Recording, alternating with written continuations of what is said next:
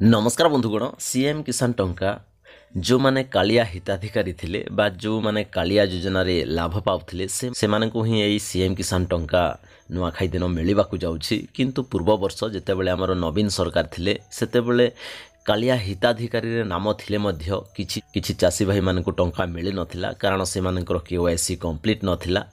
आपण माने जानिथिबे e KYC टा होछि गोटे जीवित थिबार प्रमाण बा वंचित अछंती बोली गोटे प्रमाण। तेणुक आमको ई केवाईसी करने को पड़ी थाए किछि वर्ष मध्य तो तेणुक आपण मानकर ई केवाईसी स्टेटस को थरे चेक कर नियंतु। तो चेक करने प्रथमे आपण कालिया पोर्टाल को लॉगिन हो जिवे। आपण मानकु पूर्वर कहि सारी जे कालिया हिताधिकारी मानकु ही ए सीएम किसान टंका मिलवा जाउछि। तेणुक आम कालिया पोर्टाल को जीवा।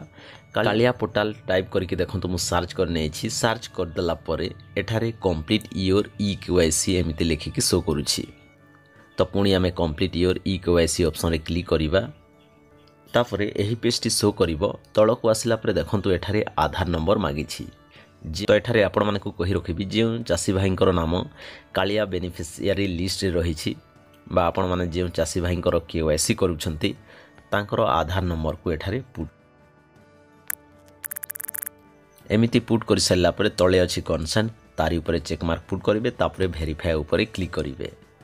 भेरीफाए ऊपर क्लिक कलापर देखंतु आम केस रे लिखि देछि your Aadhaar number is already validated and e KYC done. अर्थात आमर ई केवाईसी कंप्लीट अच्छी। आपण मानकर मध्य जदि एही भली लेखिकी शो करुछि Aadhaar number is already validated and e KYC done ताहेले किछि करिवार नाही। आपण मानकर ई केवाईसी आगरु कंप्लीट हेकी अछि।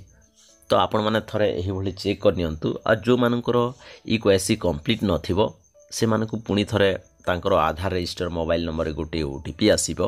वेरीफाई को क्लिक कला समय रे तापर सही ओटीपी को एठारे फिल करिकी सबमिट जेते बेले करिवे ताहले तांकर ई केवाईसी कंप्लीट हे जिवो। एमिति करिवार कारण होउछि एहा चासी भाई मानकर वंचित थिबार प्रमाण देई थाए। कारण अनेक समय रे किछि चासी भाई मृत्युवरण करथांती तो मरिबा लोकंकु ए वर्ष मिलबनी आगरू सरकार मध्य कहि सारी छंती। तो फ्रेंड्स यह थिला आपण मानक पई गोटे छोटिया इनफॉरमेशन। जदि वीडियोटी आपण मानक भल लागि थाए गोटे लाइक करंतु, कमेंट करंतु आ संग साथी मानक मध्य शेयर कर दियंतु। धन्यवाद।